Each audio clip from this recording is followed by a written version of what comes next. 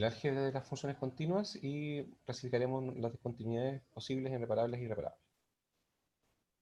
Entonces, partimos con la definición. Si f, o diríamos que una función f es continua en un punto x0, si solamente si, como primera cosa, el límite, cuando x tiende a x0 de la función, existe, y además agregamos aquí que la imagen de la función en el punto coincide con este límite que sería la igualdad de los límites laterales que deben existir.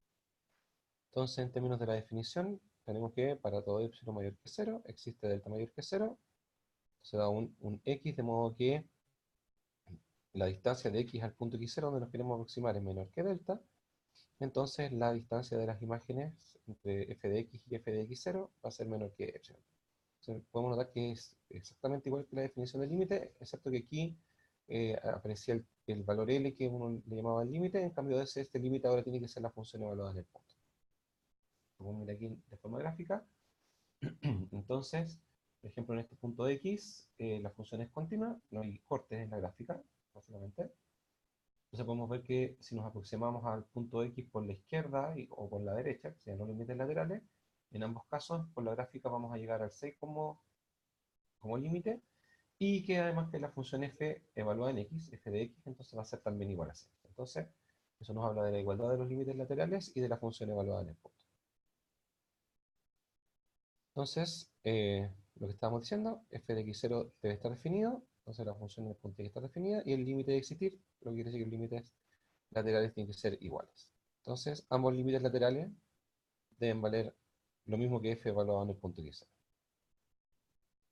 Ahora, en términos de conjuntos, vamos a decir que f de a en b, de conjunto a sobre conjunto b, es continua en el conjunto a, si solamente si f continúa en cada punto. O sea, la continuidad en un conjunto habla de la continuidad en cada uno de los puntos del conjunto. Ejemplos de funciones continuas. Por ejemplo, vamos a ver aquí las funciones potencia. Entonces aquí, por ejemplo, la función gráfica es la función x para n igual a 2, x cuadrado, y vamos a ir viendo los distintos casos. Por ejemplo, para n igual a 3 tenemos la función cúbica x elevado a 3. Notar que aquí el recorrido de las funciones de menos infinito más infinito, x elevado a 4, ¿sí? Muy parecido a la función x cuadrado, más lenta en intervalo 0, 1, más rápido de 1 en adelante, más lento en intervalo desde menos 1 a 0, y este crecimiento aquí, o de crecimiento, es más rápido desde menos infinito a menos 1. Entonces ahí, según si es par o impar el índice, podemos ver que ahí el índice impar tiene recorrido de menos infinito a más infinito, los índices pares desde 0 hasta más infinito. Impar de menos infinito a más infinito, par de 0 a más infinito. Como el siguiente ejemplo, la función raíz, la vamos a mostrar aquí también.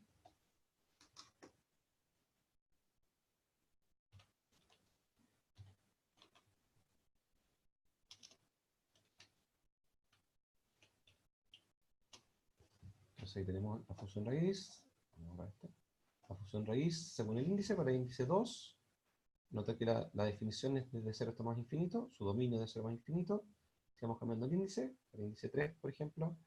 Aquí las raíces cúbicas están definidas tanto para valores positivos como negativos, así que el dominio de la función de menos infinito a más infinito, n igual 4, de 0 a más infinito. Entonces hay una relación ahí bien estrecha con las funciones potencia.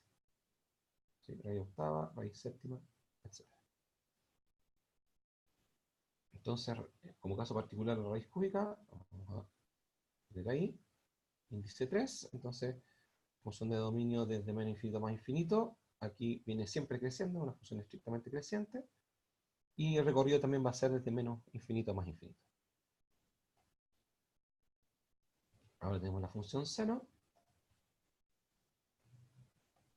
Entonces, ahí tenemos nuestra función seno, una función oscilatoria, periódica de periodo 2π, el rango es desde menos 1 hasta 1, el recorrido, y podemos ver que efectivamente es continuo, no tiene ningún punto donde se corte la gráfica de las funciones en términos sencillos.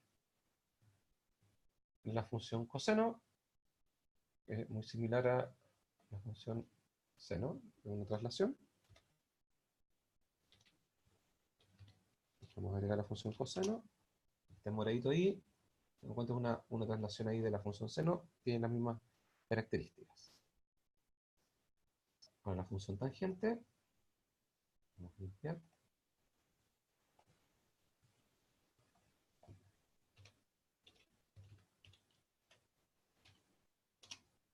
¿Sí?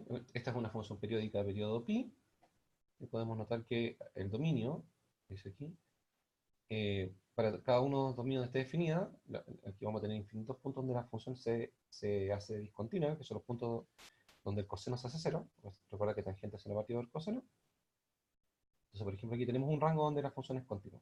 Entre menos pi medios y pi medios, vamos a ver.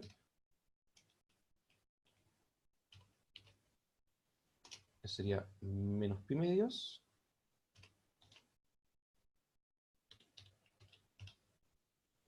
Y este es pi medio. Entonces, este punto de aquí, hasta aquí es menos pi medios, hasta acá es más pi medios, y aquí tenemos una de las ramas de la función tangente que se va repitiendo periódicamente en periodos de longitud pi.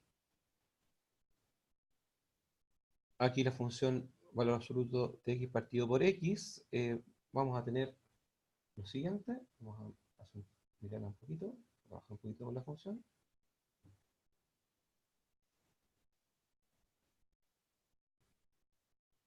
Entonces,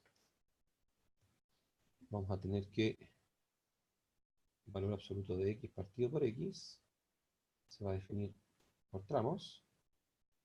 Entonces, hasta que si x es mayor o igual que 0, el valor absoluto de x va a ser igual a x, así que vamos a tener x sobre x, eso es 1. 1 si x es mayor que 0, ¿sí? Aquí si este vale 0 nos queda indeterminado. Si x es negativo, el valor absoluto de x va a ser menos x, así que tendremos menos x partido por x, así que vamos a tener menos 1. Eso es si x es menor que 0. ¿Sí? Así que tenemos una función que va a ser 1, vamos a hacer un pequeño esbozo de la gráfica. Si este son los ejes, la función aquí no toma en 1, va a ser 1 constante para x positivo, aquí no vamos a tomar el menos 1, va a ser menos 1 constante si es negativo el x, y para el 0, como miramos aquí, está definido como 0. Así que es una función continua desde 0 en adelante, continua desde menos infinito hasta 0, discontinua en 0. Así, aquí los límites laterales por la izquierda, por la derecha es 1 y por la izquierda es menos 1. Así que, como no existe el límite, la función no es continua en 0.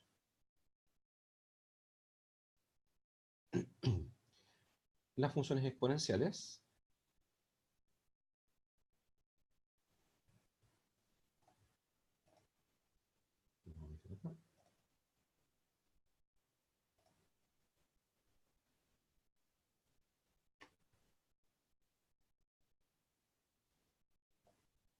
Por ejemplo,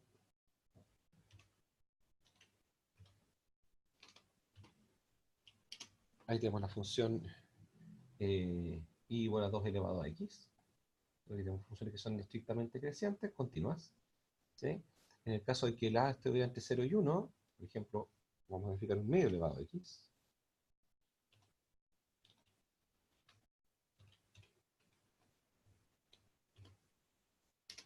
Entonces aquí, para bases negativas, perdón, para bases entre 0 y 1, las funciones exponenciales van a ser decrecientes, continuas. Y si la base es mayor que 1, entonces la función va a ser creciente, continua, para todos los números reales.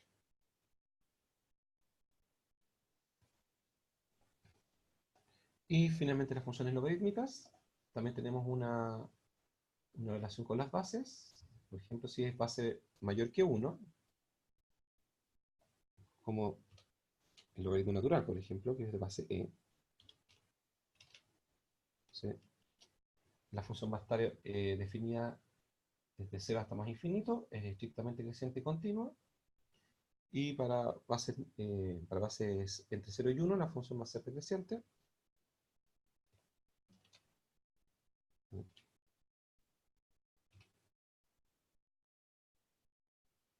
Vamos a tomar el logaritmo de base 1 medio, por ejemplo.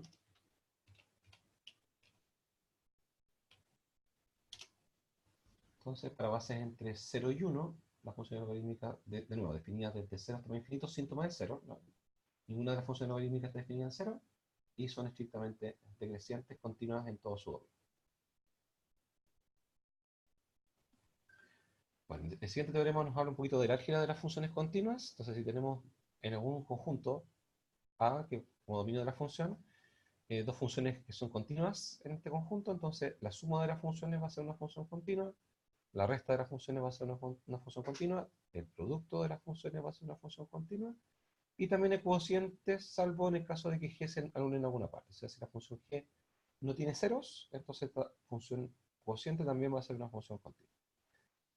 Y agregamos acá la continuidad de la composición de funciones. Aquí estamos pensando en la composición de la función f con la función g. Entonces, tenemos lo siguiente: si la función g, esta función g, es continua en el punto x0, entonces va haciendo que aquí x va a ser x0, y f va a ser continua en la imagen, f de x0, entonces la composición de las dos funciones va a ser continua en x0. Y además tenemos la siguiente propiedad, que en límite, entonces va a poder pasar al argumento de la función f. Entonces el límite de f de g de x va a ser lo mismo que f del límite de g de x. Entonces estamos diciendo que este límite puede pasar al argumento de la función f. Como por ejemplo, vamos a trabajar un poquito esas funciones.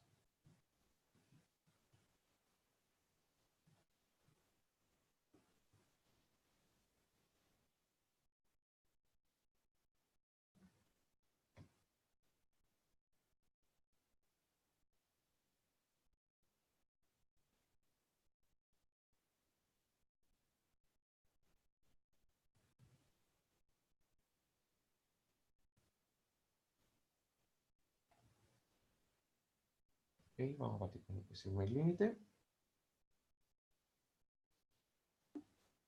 Ya tenemos el límite cuando x tiende a 0 de raíz cúbica del seno de x partido por x. Entonces, como la función raíz cúbica es una función continua para x mayor que 0, en realidad como raíz cúbica en todos los números reales continua, entonces el límite puede pasar al argumento de la función raíz cúbica y nos va a quedar la raíz cúbica entonces del límite cuando x tiende a 0 de el seno de x partido en x. Este es un límite fundamental. Sabemos que el límite cuando x tiende a 0 de seno de x partido por x es igual a 1. Y entonces nos va a quedar la raíz cúbica de 1. Y sabemos que la raíz cúbica de 1 es igual a 1. Así que ese límite vale 1. La siguiente. Entonces el límite cuando x tiende a 0 de la raíz de 1 menos coseno de x partido por x cuadrado. Aquí de nuevo para x que son mayores que 0, este límite, la función raíz es una función continua. Y entonces podemos pasar el límite al argumento de la raíz cuadrada. Vamos a quedar la raíz del límite cuando x tiende a 0 de 1 menos coseno de x partido por x cuadrado. Entonces para poder resolver este vamos a multiplicar por 1 más coseno de x. Lo mismo. Vamos a sacar dentro de la misma raíz. Nos queda la raíz del límite cuando x tiende a 0 de 1 menos coseno por 1 más coseno es 1 menos coseno cuadrado. Eso es lo mismo que el seno cuadrado de x. Así que tenemos partido por x cuadrado. Y nos queda 1 por 1 partido en 1 más coseno de x. La raíz. Entonces, este es nuestro límite fundamental, que va a ser 1 al cuadrado. El coseno de 0 vale 1, así que nos va a quedar 1 medio. Así que este límite tiene el resultado de raíz de 1 medio.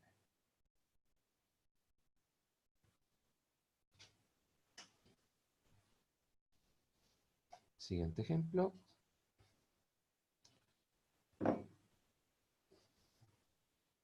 Entonces tenemos el límite cuando x tiende a 0 de logaritmo natural, x cuadrado menos 1 partido en x menos 1. Entonces, el logaritmo continuo desde 0 hasta más infinito. Aquí nos quedará entonces el logaritmo natural del límite cuando x tiende a 0. Aquí vamos a separar una sola diferencia, x más 1, x menos 1, dividido en x menos 1, se eliminan los x menos 1, entonces tomamos el límite cuando x va a 0, aquí nos va a quedar 0 más 1 que es 1, y entonces esto va a ser el logaritmo natural de 1, que es igual a 0.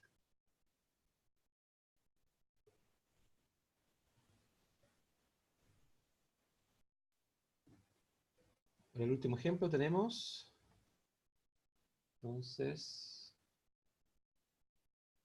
el límite, cuando x tiende a 0, del coseno de seno de x cuadrado.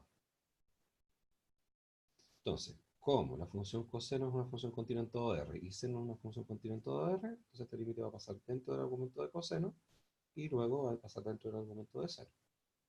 Es decir, vamos a tener el coseno del seno y del límite cuando x tiende a 0 de x cuadrado.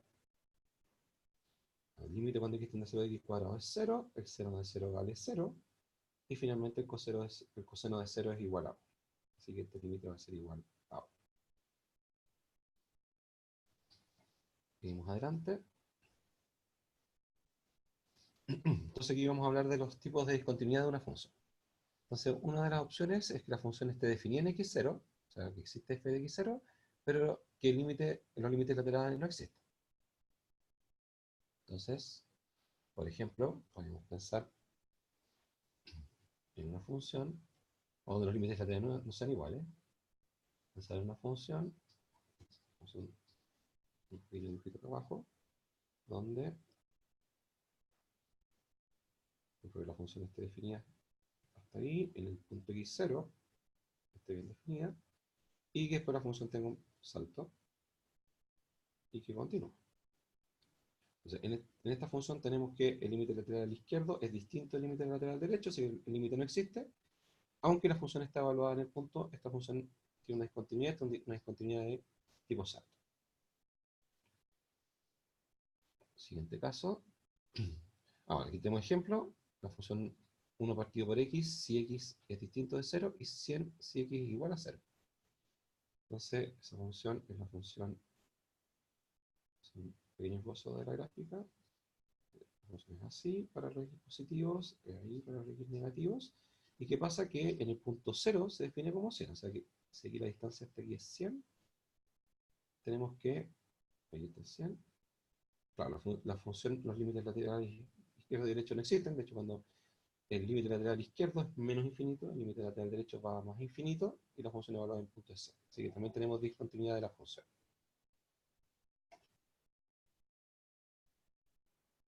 En este caso entonces tenemos una discontinuidad que no va a ser reparable.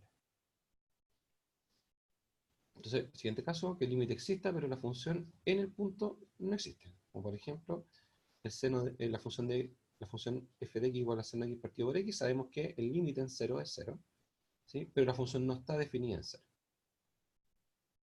¿Sí? Entonces, como está diciendo, entonces el límite cuando x tiende a 0 de la función vale 1. Así podemos definir la siguiente función, seno de x partido por x para todo x distinto de 0, ¿sí? Y en el punto 0 lo vamos a definir como el límite que existe, aunque la función directamente no está, no se puede evaluar, ¿sí? Sí existe el límite y ese límite va a ser 1. Y entonces ahora sabemos que la función va a estar definida en todos los puntos, y en el punto 0 va a ser 1, que va a ser exactamente el límite de la función cuando x tiende a 1, o sea, el límite lateral izquierdo y derecho son iguales a 1, y igual a la función evaluada en el punto. Por lo tanto, la función ahora va a ser continua en todos los puntos, en particular el punto malo que era el punto x igual a 0. Ahí hemos reparado la discontinuidad. Entonces, básicamente, cuando hablamos de una discontinuidad que es reparable, es cuando el límite existe, pero la función evaluada en el punto no existe o está definida de otra forma. Por ejemplo, podemos pensar en una función, vamos a hacer un pequeño exposito de una discontinuidad irreparable.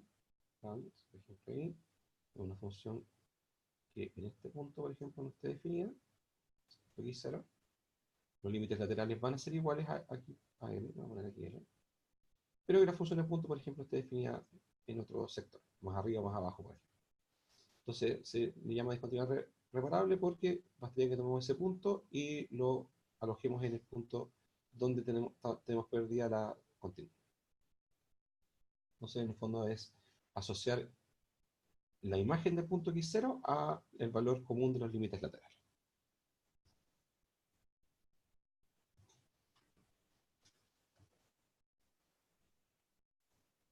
Finalmente vamos a hablar entonces de la reparación de una función en el caso de que tengamos una discontinuidad reparable. Entonces vamos a generalizar lo que hicimos en el ejemplo anterior. Entonces si tenemos la función f, entonces la función f que tenga un punto donde se indetermina, un mal punto para la función, pensando en x0, pero que sí existe el límite. Entonces la función eh, g lo tomaríamos como el límite cuando x tiende a x0, de que ese límite va a existir, y ese valor eh, va a ser L. Entonces asignamos a la función g en el punto x0 ese valor L.